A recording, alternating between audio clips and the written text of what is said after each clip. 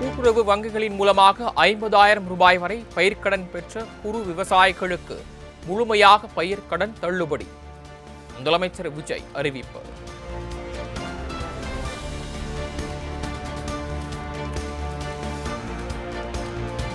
மரகதம் குமரவேல், சத்யபாமா, ஜெயக்குமார் ஆகிய அதிமுக எம்எல்ஏக்கள் திடீர் ராஜினாமா.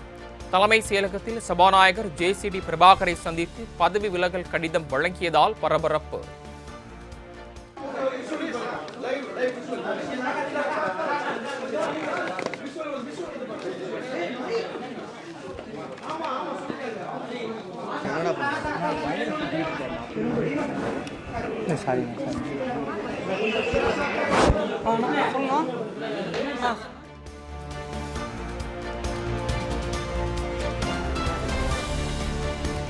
ராஜினாமா செய்த அதிமுக எம்எல்ஏக்கள் தாவேகாவில் இணைந்தனர். தலைமை செயலகத்தில் அமைச்சர் ஆதவ் அர்ஜுனாவை சந்தித்து தாவேகாவில் இணைத்துக் கொண்டனர்.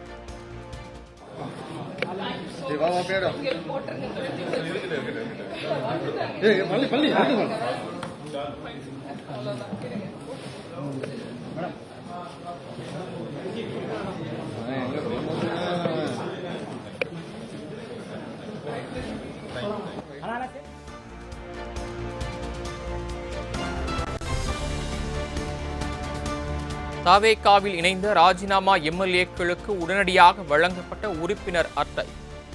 மரகதம் குமரவேல், சத்யபாமா உள்ளிட்டோருக்கு உறுப்பினர் அட்டை வழங்கி அமைச்சர் ஆதவ் வாழ்த்து.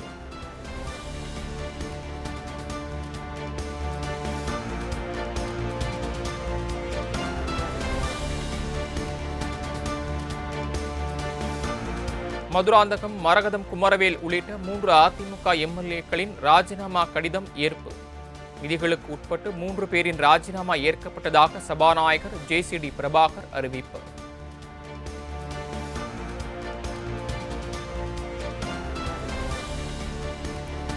தூய சக்தி என்று சுயதம்பட்டம் அடித்தவர்கள் துயர சக்தி என அம்பலப்படுகிறார்கள் என திமுக தலைவர் மு.க. ஸ்டாலின் சாடல். தாவேகாவில் குதிரை வேகத்தில் குதிரை பேரம் நடக்கிறது எனவும் குற்றச்சாட்டு.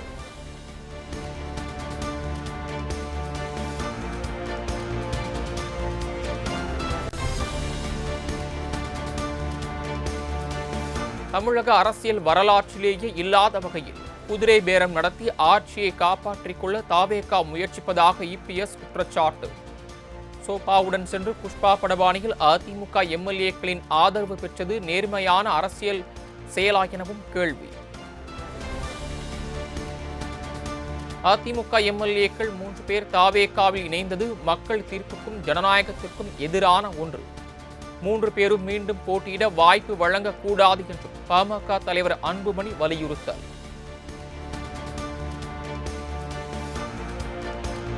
தலைமை மீது நம்பிக்கை இல்லாததால் தான் அதிமுக எம்எல்ஏக்கள் பதவியை ராஜினாமா செய்கிறார்கள்.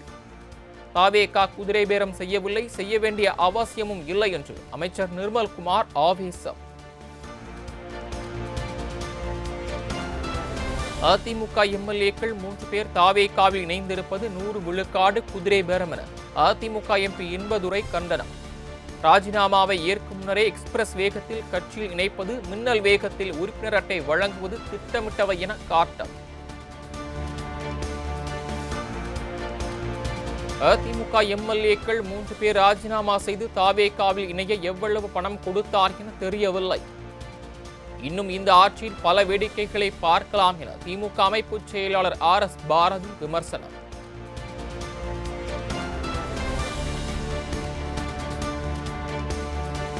அதிமுக 3 எம்எல்ஏக்கள் தாவேகாவுக்கு சென்றிருப்பது தவறான முன் உதாரணம். இது நல்லதல்ல. அதிமுக முன்னாள் அமைச்சர் ராஜேந்திர பாலாஜி ஆவேசம்.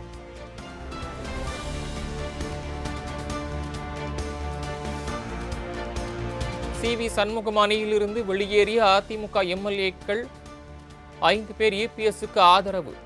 வரும் காலத்தில் 5 பேரும் EPS தலைமையில் செயல்படுவதாக கூறி சபாநாயகரை சந்தித்து கடிதம் வழங்கியதாக பேட்டி.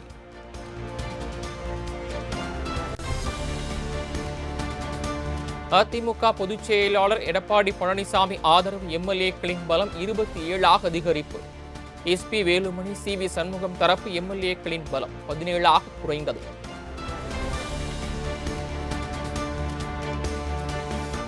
தலைமைச் செயலகத்தில் சபாநாயகர் ஜேசிடி பிரபாகருடன் சி.வி. சண்முகம் தரப்பு திடீர் சந்திப்பு. சிவிஎஸ் தரப்பு எம்எல்ஏக்கள் 5 இபிஎஸ் அணிக்கு மாறிய நிலையில் அடுத்தடுத்து பரபரப்பு.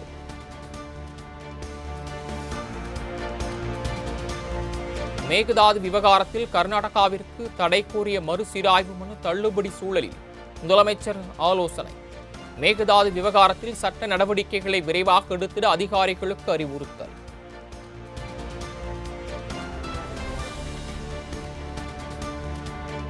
காவேரி என்பது ஒரு மாநிலத்தின் சொத்து அல்ல என தமிழக காங்கிரஸ் கமிட்டி தலைவர் செல்வ பெருந்தகை காட்டம். உச்சநீதிமன்ற தீர்ப்புகளை மீறி ஒருதலைபட்சமாக அணை கட்ட முயல்வது கூட்டாட்சி தத்துவத்திற்கே எதிரானது என பதிவு.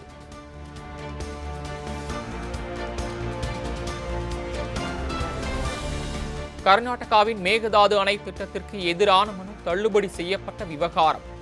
உச்சநீதிமன்றத்தில் சீராய்வு மனு தாக்கல் செய்வதுடன் அனைத்து கட்சி கூட்டத்தை கூட்டவும் தமிழக அரசுக்கு மார்க்சிஸ்ட் கம்யூனிஸ்ட் கட்சி வலியுறுத்தல்.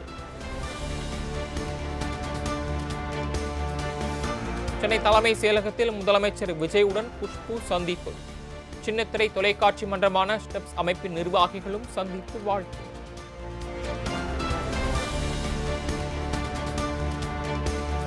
தமிழகத்தில் 3 ஐபிஎஸ் அதிகாரிகளை பணியிட மாற்றம் செய்து தமிழக அரசு உத்தரவு. லஞ்ச ஒழிப்புத்துறை இயக்குநராக அருண், காவல்துறை நிர்வாக ஏடிஜிபியாக மகேஸ்வர் தயாள் மற்றும் சட்டம் ஒழுங்கு ஏடிஜிபியாக அன்பு ஐபிஎஸ் நியமனம்.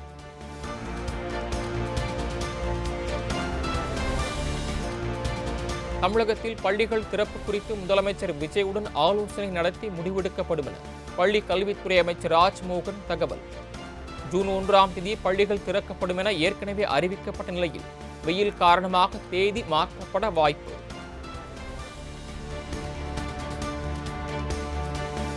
திமுக ஆட்சியில் கொண்டுவரப்பட்ட காலை உணவு திட்டம் தொடரும் என அமைச்சர் ராஜ்மோகன் உறுதி. காலை உணவு தரமாக இல்லை என்றால் சம்பந்தப்பட்டவர்கள் மீது நடவடிக்கை எடுக்கப்படும் எனவும் எச்சரிக்கை.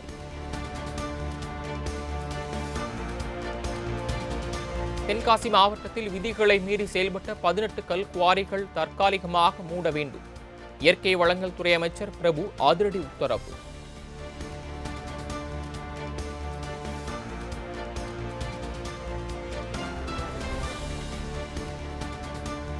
மணல் ஜல்லி விற்பனையில் விதிமுறைகளை கட்டாயம் பின்பற்ற வேண்டும் என கனிம வளத்துறை அமைச்சர் பிரபு உத்தரவு.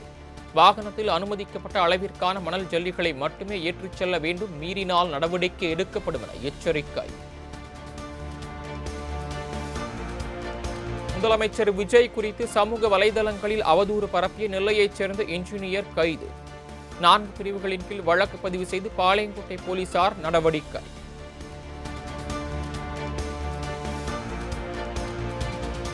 பெட்ரோல் டீசல் விலை உயர்வை மத்திய அரசு உடனடியாக திரும்பப் பெற வேண்டும். ஏற்கனவே சிலிண்டர் விலை உயர்வால் அவதிப்பட்டு வரும் மக்களின் சுமையை முழுமையாக குறைக்க வேண்டும் என்றும் செல்வ பெருந்தகை வலியுறுத்தல்.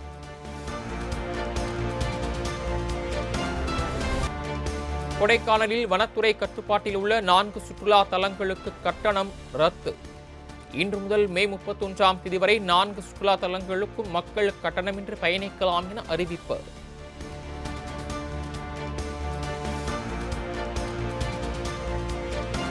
பக்ரீத் சுபமுகூர்த்தம் மற்றும் தொடர் விடுமுறை நாட்களை முன்னிட்டு நாளை முதல் 5 நாட்களுக்கு சிறப்பு பேருந்துகள் இயக்கம்.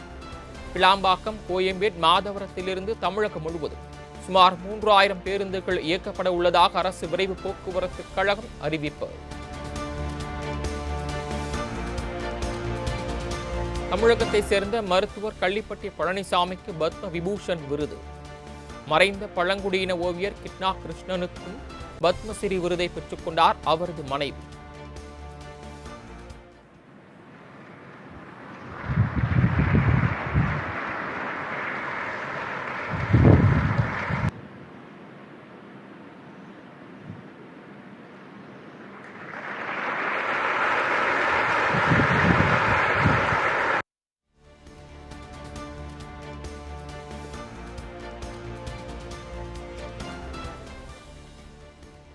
மறைந்த நடிகர் தர்மேந்திர தியோலுக்கு அறிவிக்கப்பட்ட பத்ம விபூஷன் விருதை பெற்றுக் கொண்டார் அவரது மனைவி ஹேமா மாலினி.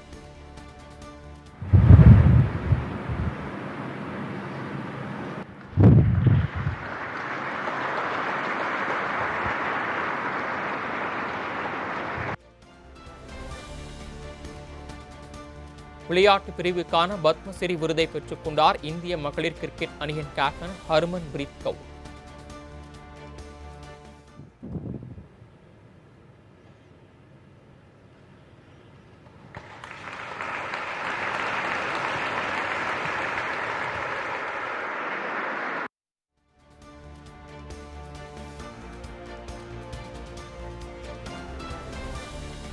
சென்னையில் ஆபரண தங்கத்தின் விலை சவரனுக்கு 400 ரூபாய் அதிகரித்து 1,18,240 விற்பனை. தங்கம் கிராமுக்கு 50 ரூபாய் அதிகரித்து 14,780 விற்பனையாகிறது.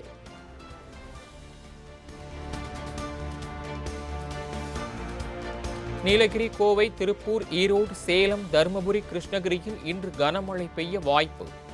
வேலூர், ராணிப்பேட்டை, திருவண்ணாமலை, கள்ளக்குறிச்சி மற்றும் தேனி ஆகிய மாவட்டங்களில் கனமழைக்கு வாய்ப்புள்ளதாக வானிலை மையம் அறிவிப்பு.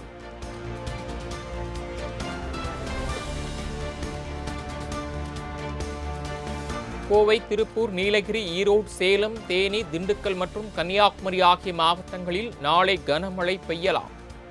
மணிக்கு 50 கிலோமீட்டர் வேகத்தில் பலத்த காற்றுடன் கூடிய கனமழை பெய்யும் என வானிலை மையம் கணிப்பு.